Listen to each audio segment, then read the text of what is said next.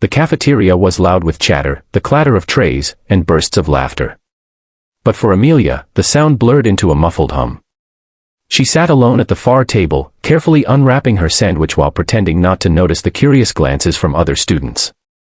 Being that new girl came with a spotlight she didn't want, and Lincoln High's spotlight felt hotter than most.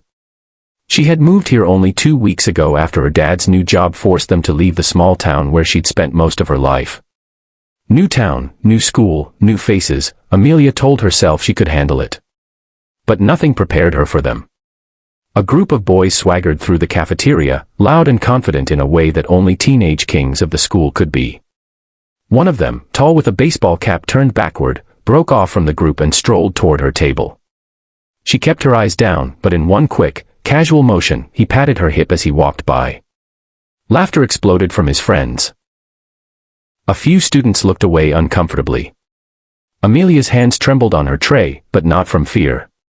It was rage, the quiet, controlled kind that boiled under the skin. She wanted to react, to say something sharp enough to cut through his arrogance, but she knew the risk. Reacting in the heat of the moment might make her look like the problem instead of the victim.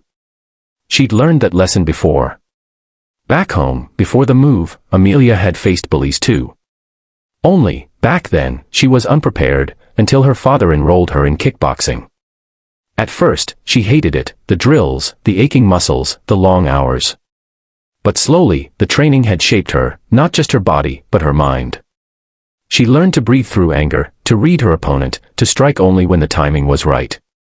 Over the next few days, the same group of boys seemed to find her everywhere. In the hallway, they'd block her path just long enough to make her late to class. In the library, one whispered something in her ear that made her skin crawl. Once, they brushed past her in the gym corridor, deliberately bumping into her so she'd drop her books. They laughed each time, their confidence growing. Amelia stayed silent, but inside, she was planning. She wasn't going to let them humiliate her indefinitely, but she wanted her response to be undeniable. No one would be able to twist the story. Her chance came that Friday afternoon. The sun was warm, and the courtyard was buzzing with students waiting for buses. The boys were in the center, tossing a football, laughing loudly. She could feel their eyes on her as she stood near the gate, scrolling on her phone. Then, just like before, the tall boy in the cap walked over.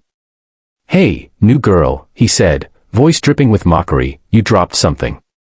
His hand reached out again toward her hip. This time, Amelia didn't freeze. Her hand shot up, catching his wrist mid-motion. Gasps erupted from the crowd. She twisted it, not enough to injure, but enough to make him lose balance. His smirk faltered. "I said, don't," she said evenly, her voice cutting through the noise.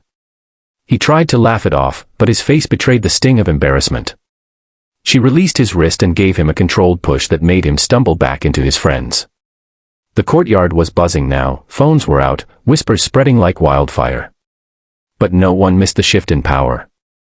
The boy backed off, muttering under his breath, his bravado cracked. For the rest of the day, the boys kept their distance. Word spread quickly. And then, something unexpected happened. A girl from Amelia's math class approached her by the lockers. "I saw what you did," she said quietly. "Thank you for not letting them get away with it." Amelia realized then that she hadn't just defended herself, she'd sent a message for every girl who'd been touched, mocked, or cornered and told to let it go. From that day on, the boys avoided her completely. They never apologized, but their silence was enough. Amelia didn't brag, didn't retell the story for laughs. She simply walked with her head high, her shoulders steady, and an unspoken warning in her eyes, "Not today. Not to me." Her father's voice echoed in her head, the words he'd told her on her first day of kickboxing, "Strength isn't in the punch you throw. It's in the moment you choose to throw it." And for the first time since stepping into Lincoln High, Amelia didn't feel like the new girl anymore. She felt like herself, and that was more than enough.